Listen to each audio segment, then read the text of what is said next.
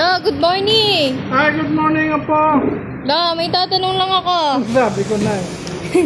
Mabilis sa tanong. Ano naman ang tatanong mo? La, ano kayong pwedeng gawin ngayon? Lahat po ay nagtaas, pati gas, mga bigas, ganun. Apo, Bilihin. ang sitwasyon ngayon, Yes. talagang sariling diskarte na lang. Ika nga'y higpit ng sinturon. Dahil wala tayong maasahan ngayon sa gobyerno. Alam mo, Apo, tuwing makikita ko si Marcos, pag ako'y nagbukas ng cellphone, at nakita ko si Marcos sa tutong buhay. Pangulong Marcos, sorry, pero talagang ako'y naiirita na tuwing ikaw ay makikita ko. Kaya ini-scroll ko agad. Parang ako'y nataas ang presyon. Wala tayong masahan sa ating gobyerno sa panahon ngayon na po. Kaya higpit sinturon. Kung may lakad man, kung maaari, sabay-sabay na. Kung may pupuntahan man, kung kaya magmotor na lang. Kung may, basta makatipid.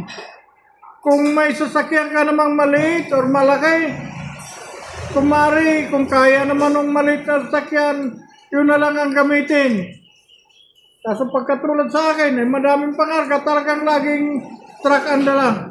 Wala po. Talagang sarili natin diskarte. Kanya-kanya tayong diskarte, mga boss. Wala tayong maasahan sa gobyerno. Talagang walang maasahan. Ilang linggo na ang taas ng gasolina. Si Marcos wala pa rin ginagawa. Pasensya na sa gobyerno. Talagang ako'y naiirita na. Bahala na kayo kung ako inyong ibabas. Talagang wala na eh. Wala, sarili natin diskarte. Bahala na kayo magtipid kung anong magandang gagawin. Tipirin na sa mga transport, lalo't higit sa transport, talagang grabe.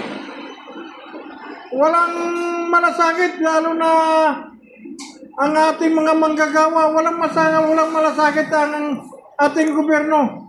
Hindi ko alam kung anong meron ang ating gobyerno. Ba't ganun?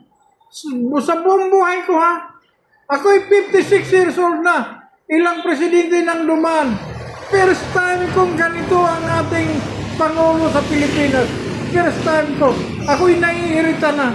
So yun lang, sorry mga followers. Mga boss, sorry. Talagang ako'y naiirita na lang sa ating gobyerno. Kanya-kanya na lang tayong diskarte kung paano tayo makatipid. Wala. Sige, salamat.